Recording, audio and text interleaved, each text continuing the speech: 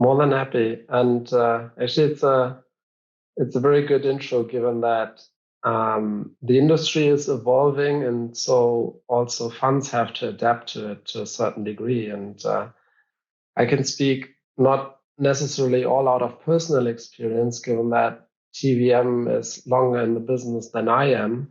But also we have gone through different waves of what we focused on and how we structure investments. So I was also very, very curious to see what Sequoia was doing. But maybe first, let's speak a bit about TVM indeed. So yes, you're absolutely right.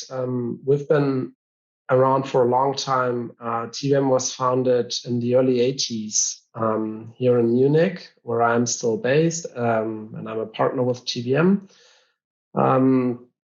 I started as a generalist investor, as many funds at the time. So investing broadly, not just in life sciences, but also in tech and other opportunities.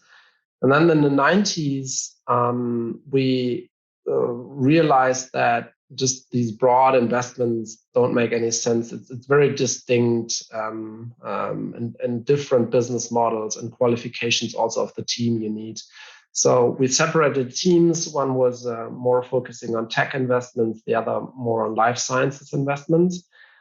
Unfortunately, the tech team didn't survive, given that most of the money of one of the funds was invested in early 2000. And as we all know, that was not the best time for making great returns, because just half a year later, basically the entire portfolio was unfortunately, was crashed. So, but the life science investments ever or always worked. So here we are today in 2021.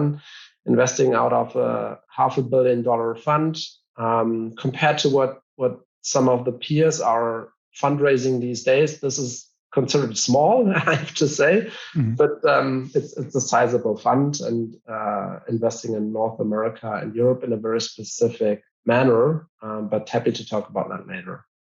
Yeah, it's very interesting how much money is flowing into the industry currently. I think almost every day I read another great story of companies that closed the fundraisings with hundreds of millions, and also funds sometimes publish that they receive billions to invest, which I think it's very interesting, because when I started with my Life Science Get Together network to raise more awareness that venture capital is still much needed in Europe to evolve the industry, the numbers were quite small back then in 2010 to 2017.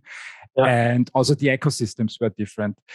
How does TVM perceive the ecosystems in the US and in Europe over the last decades? What has evolved in life science, in your opinion?